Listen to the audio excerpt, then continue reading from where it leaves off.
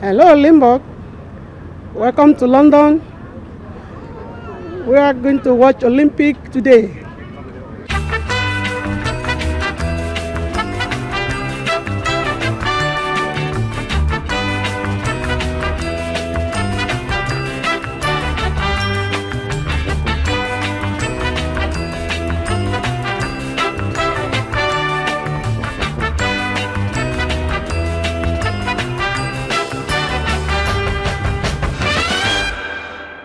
Een hele goede avond dames en heren vanuit Engeland, de Limburg Lounge en het is hier binnen net zo idyllisch als buiten. Kijk naar dit plaatje van de familie Pauwme die samen een kaartje leggen.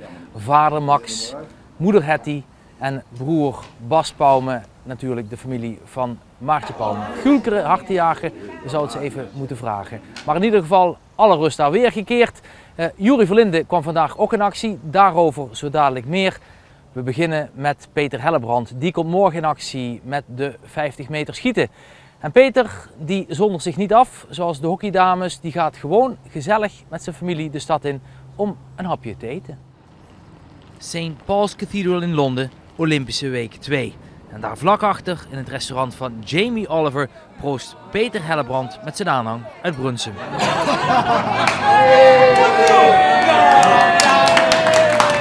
En zelfs in het restaurant van Jamie Oliver wordt de schutter nu al herkend. Ja, hij had de Italiaan gevonden. Toen zei hij, er was één jongen bij, die had een 10,9 geschoten. Geweldig. Nou, zo word je dus herkend. En zo is Peter na één schietsessie ineens de bekendste Brunsumer ter wereld geworden. Af en toe dan komt wel iemand die iets heeft opgevangen en dan graag op de foto wil. Dus, dat is wel leuk. Maar als je kijkt, de hele media-aandacht eromheen is wel heel erg apart en heel erg leuk. Als je in één keer s'avonds bij Mart Smeets aan tafel zit en het ene radio-interview naar het andere geeft, dan ja, dat is natuurlijk super. Ja, nu weer alleen hè, eigen televisie. Ja. En dus ontsnapt Hellebrand voor één avond uit het Olympisch dorp om samen met zijn vriendin, familie en vrienden ook dat eerste succes te vieren. En ook de topsportcoördinator zou nog komen, maar die is even kwijt. Nee, maar dat is, die hebben 2 ingangen. Op de eerste etage en op de begane grond. Maar dan, we komen er zo aan. Zijn familie gebruikt de wachttijd om de eerste Olympische ervaringen uit te wisselen. Ik heb zoals de eerste 50 e-mailtjes eens nagelezen. Toen was het 1:15 of zo. De volgende wedstrijd voor Hellebrand is morgen in de discipline 50 meter liggend met het luchtgeweer. En de avond uit met zijn achterban is voor hem een ideale manier om even te ontsnappen aan de Olympische druk en stress. Maar nu die official nog. Onze topsportcoördinator die zou nog komen. Daar race ik het hele jaar mee over de halve wereld. Dus die heb ik ook gevraagd of hij mee ging. Jullie houden allebei van eten. Ja, we houden alle twee van lekker eten. Ja. En we zijn samen in april bij het test-event hier in het restaurant geweest. En ja, dat vond hij helemaal geweldig. Dus heb ik gezegd van, nou, daar kom je ook maar mee. Dus je moet wel een echte reden Ja, zijn. ja, nee, heb je gelijk. Heb je gelijk.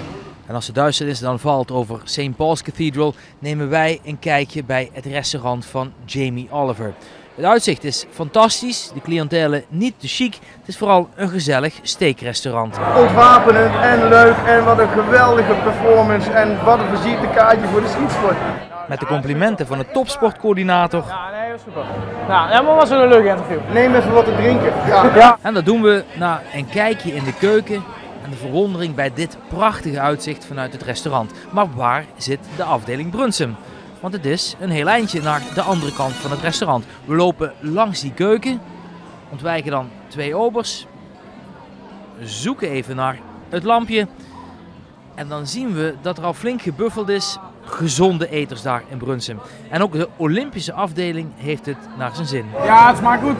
Maar naast de salade menen we dan toch echt een mojito cocktail te zien staan. En inderdaad, Peter Hellebrand, Olympische held, lurkt aan de rum met muntsmaak. En dan herinneren we ons met angst zijn Olympische strategie eerder die avond. Ja, je moet echt tussen die hartslagen in schieten. En dat maakt het ook moeilijk. Hè? Normaal gesproken heb je dat ritme wel en dat is eigenlijk altijd redelijk stabiel. En dat is het probleem dus bij een wedstrijd. Dan krijg je zenuwen, gaat je hartslag omhoog en is dat ritme in één keer weg. Dus dan kun je niet meer eigenlijk op de automatische piloot schieten, maar dan moet je min of meer nadenken wat je doet. Kan dat wel met een mojito? Dat is trainen zonder alcohol, want ik zit nu, het is zo, normaal zou dat geen probleem zijn. Maar gedurende de Spelen val je onder wedstrijdmodus en bij het schieten is alcohol verboden. Dus ik moet echt oppassen dat ik kan niet even champagne drinken om het te vieren. En dus tafelen we zorgeloos nog even verder. Ja, iets speerrips en kip en eigen gebakken brood. Dus nee, het smaakt perfect. En misschien helpt die goede bodem morgen met een nieuwe kans op een Olympische medaille. Naar het volgende verhaal, het Holland Heinekenhuis, want we hebben daar de huldigingen. Gisteren een beetje raar gevoel had je toch bij die huldiging van Marianne Vos. Maar goed, de Limburgers die er waren hebben er toch van genoten. En ze krijgen dan onder andere de hulp van een dame uit Beek. Jolien Linsen zocht erop. Jullie, hou je vast, want hier is Edith Bos! Let's go! Party rock is in the house tonight. Everybody just have a good time. Shake that. Ook veel Limburgers waren gisteren bij de huldiging van Edith Bos en Marianne Vos.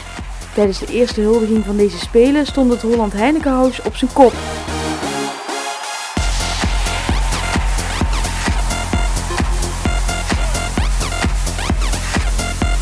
Maar ondanks het kabaal blijkt het Oranje Bastion onder veel Londenaars nog niet zo bekend te zijn. Do you know the Holland Heinekenhuis? Sorry, what's the name again? I'm sorry, I've never heard of it. I know Heineken beer. No, I've never heard of it. Should I? Yeah. Or the 184. Gelukkig weet deze mevrouw de weg. Yes, are you Dutch? Ik ook.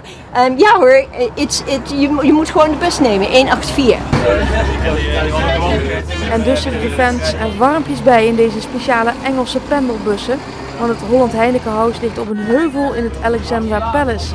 En is een flinke klim te voet. Heel veel plezier. En daar bovenop de berg ligt het feesthuis voor de Oranje fans. Ze worden daar hartelijk welkom geheten door gastvrouw Vera van het Hoofd. Ik kom uit Neerbeek en de aankomende 3 weken is dit mijn thuis. Vera is een van de 260 vrijwilligers die ervoor moeten zorgen dat hier alles op rolletjes verloopt. Roken als crew, alleen achter de keuken. In haar geval moet ze de VIP's in de watten leggen. Hier zitten de sporters, familie van de sporters en ze noemen dat de pins, de partners in sport. Ik heb net gehoord dat Max Smeets het gisteravond hier erg naar de zin heeft gehad. En we zaten erin hoor.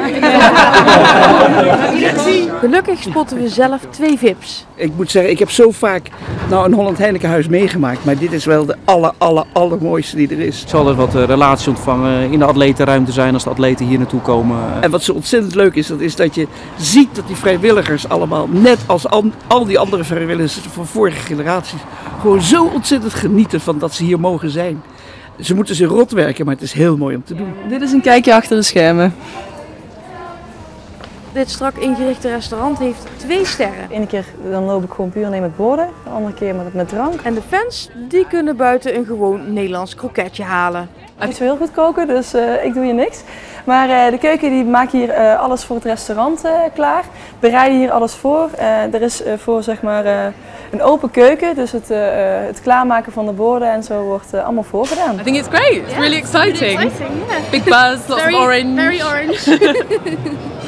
And cheers! Binnen zijn de wedstrijden van alle Olympiërs vanaf de tribune goed te volgen. Maar de belangrijkste plek van het Oranje Paleis, dat blijft toch... We gaan nu naar de Medal Ceremony Hall en daar is waar alle feestjes en alle huldigingen plaatsvinden en waar vanaf de 8 uur 's avonds het feest losbarst.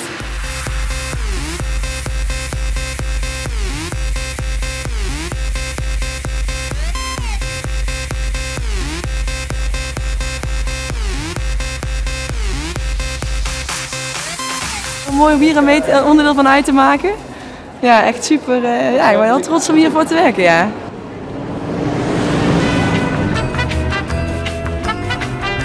I'm dying for these jokes. We're going to have a good laugh. Let's get going. A lawyer stands at Heaven's Gate. St. Peter asks the man, "And how was your life?" "My life was brilliant, but also a little bit short.